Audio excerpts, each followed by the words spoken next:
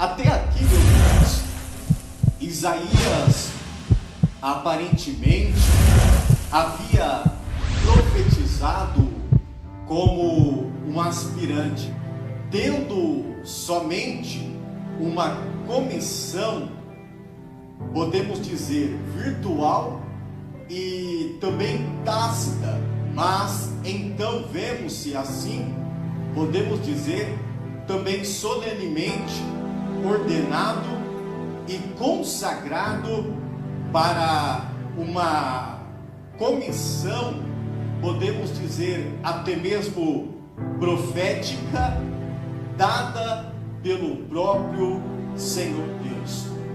Agora, à medida em que as atividades elas iam crescendo em sua mão, talvez tendo visto pouco sucesso em seu ministério, Isaías ele começou até mesmo a pensar em desistir dele, e por isso Deus ele julgou adequado renovar esta comissão, de modo que ia encorajar, ia também renovar, para que de tal maneira o seu esforço na realização do seu trabalho, ainda que parecesse trabalhar em vão, através desta visão tremenda que Isaías ele teve da glória de Deus, nós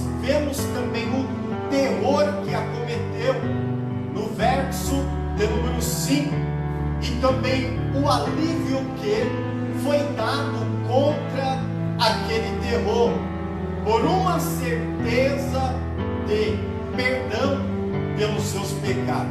Em segundo lugar, também vemos aqui uma tremenda comissão que Isaías ele recebe, que Isaías ele recebeu do próprio Senhor, para que pregando ele viesse endurecer o coração dos impenitentes no pecado e prepará-los a fim do que eles viessem à ruína. Mas é bem verdade que também perdão para alguns remanescentes, e desse modo para um profeta que tinha uma missão de evangelizador, e essas coisas eram mostradas pelo próprio Senhor.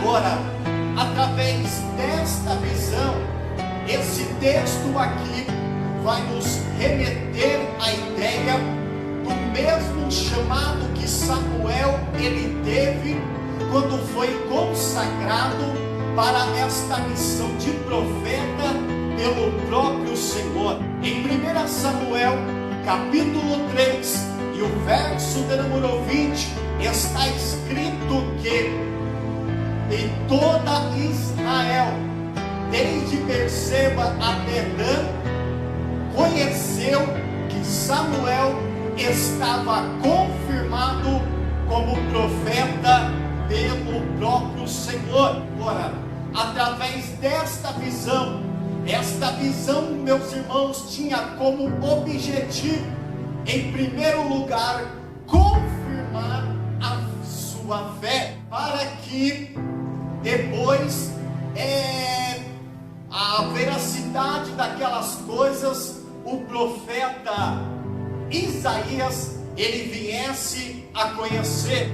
Mas tais visões precisavam posteriormente não ser repetidas. Agora, da mesma forma que Deus apareceu como Deus da glória a Abraão e a Moisés, como também as profecias de Ezequiel e o apóstolo João, podemos ver que foram testemunhados a partir da glória de Deus. Que a glória de Deus ela foi revelada para este profeta.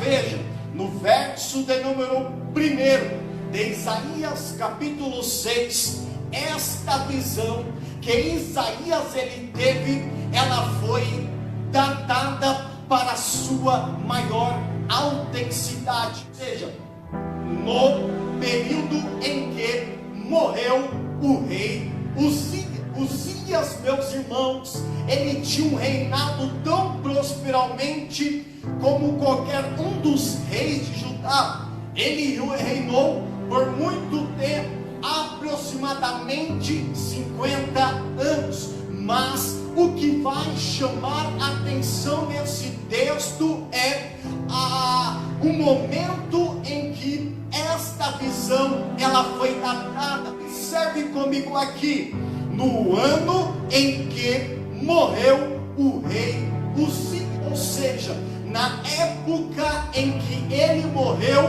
Isaías ele teve uma visão da parte do Senhor, ou seja, o cenário era de morte e agora Deus ele vai se profeta Isaías em um alto e também um sublime trono. Deus ele vai se revelar ao profeta, meus irmãos, no alto e no sublime trono. O mesmo Deus que se revelou ao profeta Isaías, esse Deus ele é poderoso para se revelar até mesmo aí onde você está. Ou seja, quando sai o espírito dos príncipes, eles vão tornar ao pó. Porém, o nosso Deus, ele reinará eternamente. O nosso Deus é um Deus eterno. Oh, glória! Nós, é bem verdade que devemos aproveitar desta até mesmo mortalidade dos homens para que nós possamos olhar para o Senhor e reconhecer que o nosso Deus é um Deus eterno, um Deus mortal, um Deus que reina, um Deus que está no controle da minha da sua história. O rei Uzias, ele pode até mesmo morrer em um leito do hospital, e a sua glória ela pode também ser entristeçada.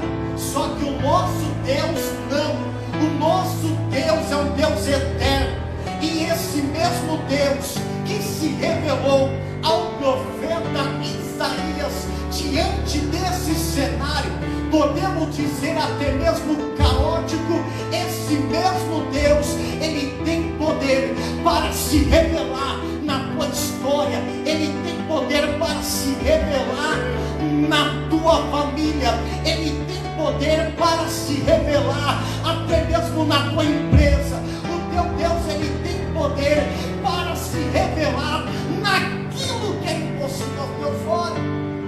Efésios, meus irmãos, capítulo 3 e o verso do número 20 está escrito que Deus, ele é poderoso. O teu Deus, ele tem poder.